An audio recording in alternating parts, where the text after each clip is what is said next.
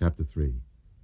And he entered again into the synagogue, and there was a man there who had a paralyzed hand. And they watched him, whether he would heal him on the Sabbath day, that they might accuse him. And he saith unto the man who had the paralyzed hand, Stand forth. And he saith unto them, Is it lawful to do good on the Sabbath days, or to do evil, to save life, or to kill?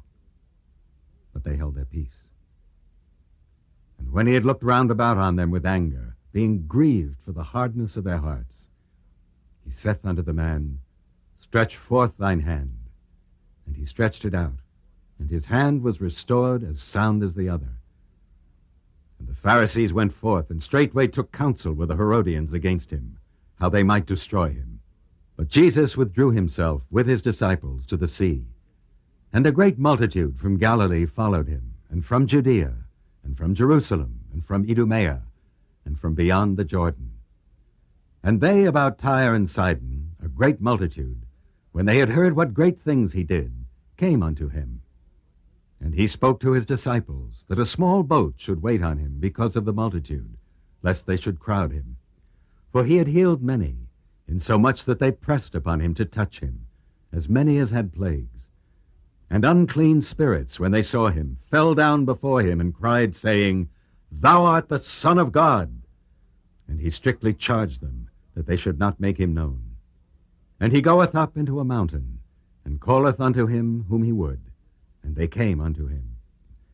And he appointed 12, that they should be with him, and that he might send them forth to preach, and to have authority to heal sicknesses, and to cast out demons.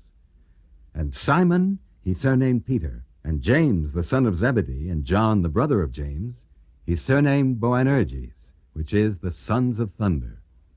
And Andrew, and Philip, and Bartholomew, and Matthew, and Thomas, and James the son of Alphaeus, and Thaddeus, and Simon the Canaanite, and Judas Iscariot, who also betrayed him. And they went into an house, and the multitude cometh together again, so that they could not so much as eat bread. And when his friends heard of it, they went out to lay hold on him, for they said, He is beside himself. And the scribes who came down from Jerusalem said, He hath Beelzebub, and by the prince of the demons casteth he out demons. And he called them unto him, and said unto them in parables, How can Satan cast out Satan? And if a kingdom be divided against itself, that kingdom cannot stand. And if a house be divided against itself, that house cannot stand. And if Satan rise up against himself and be divided, he cannot stand, but hath an end. No man can enter into a strong man's house and spoil his goods, except he will first bind the strong man, and then he will spoil his house. Verily I say unto you, all sins shall be forgiven unto the sons of men, and blasphemies with which they shall blaspheme.